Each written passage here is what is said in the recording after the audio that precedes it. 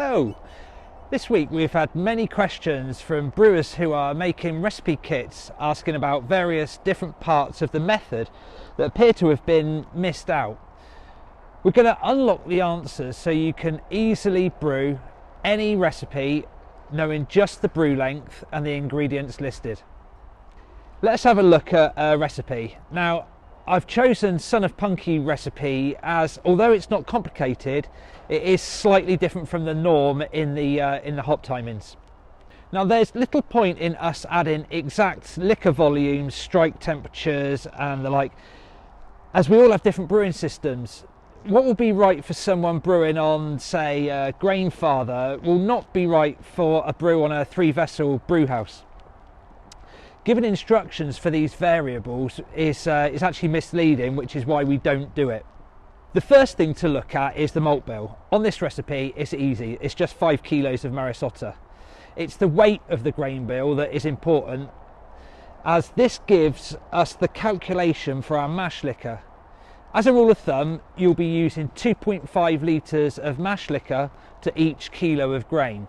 So this gives a mash liquor volume of 12.5 litres.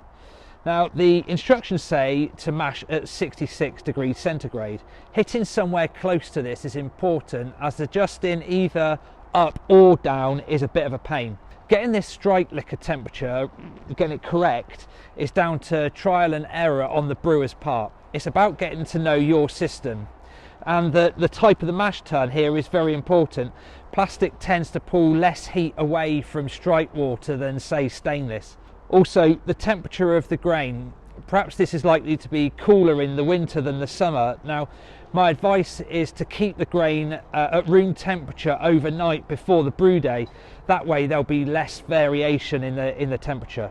Preheat your mash tun. Now, to do this, just add a kettle or two of boiling water, pop the lid on and leave for a good few minutes before draining. It doesn't take many brews to get this temperature nailed, but a good starting point is to have the strike water at 74°C. So we would add 12.5 litres of mash liquor to the 5 kilos of Marisotta, and this will get us close to the 66 degrees centigrade required. The mash time is the required rest from adding your liquor to the time of draining or sparging the mash tun. In this case, 90 minutes. Now, you can see on this recipe that there's a mash out temperature and time. Now, if you're brewing this on a single vessel system such as a Grainfather or perhaps the brew tools, then this is easily done on the control panel. But if you've a standard non-heated mash tun, then just completely ignore this step. Next, we need to know how much sparge liquor. A couple of points here. The grain absorbs mash liquor, and it's unlikely that your mash tun is 100% draining. This is called your dead space. All vessels are likely to have it to some extent, and it's best to measure it before you start. These volumes can then be added. At this point, it's best to work backwards. We know the final batch size into the fermenter is 19 litres. Now, how do we work out the sparge liquor and the amount of boil off, etc.? We have calculators on the site that are designed exactly for the purpose.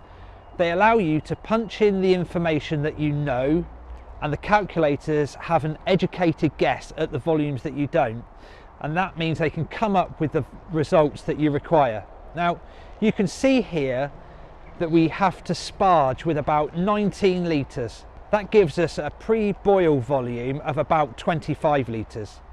The 6 litres of wort will be lost to evaporation, kettle dead space and those thirsty hops. Now, these hops, they soak up about a litre of wort per 100 grams. Finally, let's have a look at the hop timings.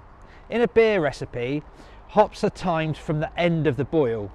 Here we have Apollo as the first addition at 12 minutes. This is 12 minutes before the end. It's a 60-minute total boil. Add the Apollo hops when the wort has been boiling for 48 minutes. You can see that there are others at 5 minutes before the end. Now, take note of hop additions at 0 or flame out or steep hops. These are added once the boil is finished and generally steeped in the wort for about 20 minutes. There is also a dry hop addition. Now, approaches to dry hopping are changing really rapidly, and I would urge brewers to experiment with different methods. However, traditionally, they're added when the fermentation is almost over, and in a recipe, they're measured in days contact with the wort. Using this information, it will allow you to brew any beer recipe as long as you know the batch size and the ingredients. Cheers.